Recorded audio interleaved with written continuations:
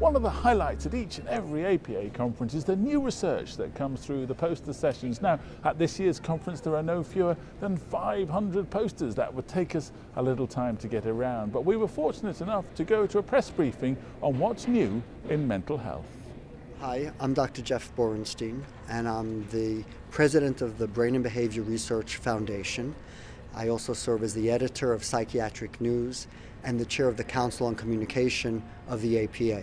And we're here at the annual meeting of the APA in San Francisco, and we're about to begin the new research press conference. I'm very excited about it because it's an opportunity for people to see some of the cutting-edge research that's taking place from some of our young investigators.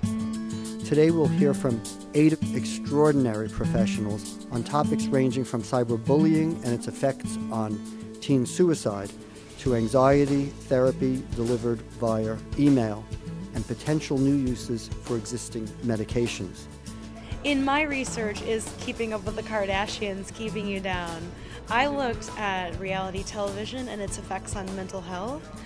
Specifically, I looked at the personality trait, narcissism, but the study truly could have looked at a lot more.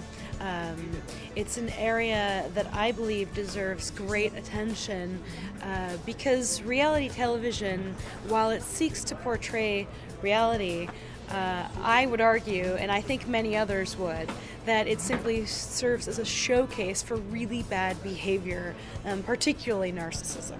What I found was that viewers who focused mainly on purely voyeuristic shows like The Kardashians or Real Housewives of San Francisco, those folks scored higher in Power and Special Person, whereas viewers who watched skill-based shows like Survivor, they scored higher on Exhibitionism and Special Person.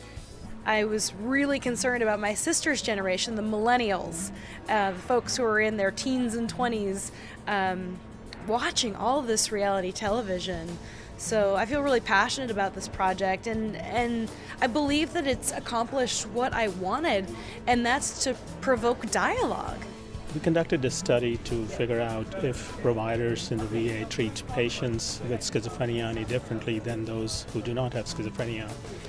And we did a vignette-based study where providers responded to a vignette which had patient with schizophrenia, while other group responded to a vignette which did not have schizophrenia. What we found is that there were differences when providers were taking care of patients with schizophrenia.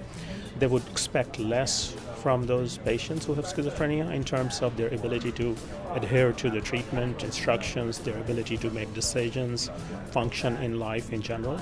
And also very concerning was the fact that some treatment methods, such as referring the obese patient with schizophrenia to a weight management program, they would refer patients with schizophrenia less likely compared to a person who had no schizophrenia.